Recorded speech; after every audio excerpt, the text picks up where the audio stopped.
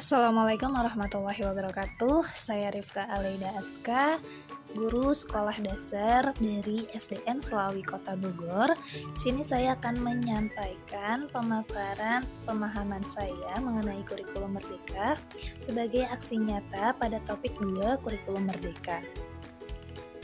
Apa itu kurikulum? Kurikulum dapat dimaknai sebagai titik awal sampai titik akhir pengalaman belajar murid. Kurikulum juga dapat diibaratkan jantungnya pendidikan. Terdapat 4 komponen di dalam kurikulum.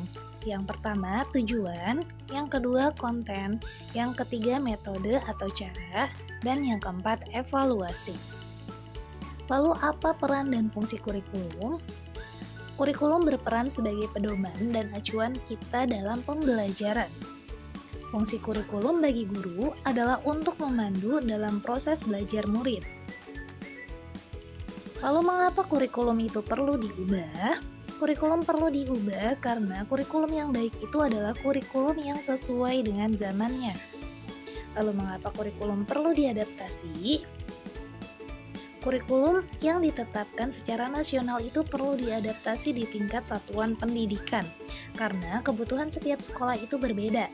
Selain itu juga dipengaruhi oleh faktor geografis, faktor budaya, dan faktor sosiologis di setiap sekolah yang berbeda sehingga perlu diterapkan atau perlu diadaptasi sesuai dengan faktor tersebut. Kemudian ada prinsip pengembangan KOSP. KOSP sendiri adalah kurikulum operasional satuan pendidikan. Prinsip yang pertama yaitu harus berpusat kepada murid. Prinsip yang kedua harus kontekstual. Prinsip yang ketiga harus esensial. Prinsip yang keempat harus melibatkan pemangku kepentingan. Dan prinsip yang kelima akuntabel. Kemudian terdapat capaian pembelajaran dalam kurikulum merdeka. Capaian pembelajaran ini ialah kompetensi dan karakter yang ingin dicapai setelah menyelesaikan dalam kurun waktu tertentu. Capaian pembelajaran atau CP ini dirancang sesuai dengan fasenya seperti berikut. Untuk SD terdapat 3 fase, yaitu fase A untuk kelas 1 dan 2, fase B untuk kelas 3 dan 4, dan fase C untuk kelas 5 dan 6.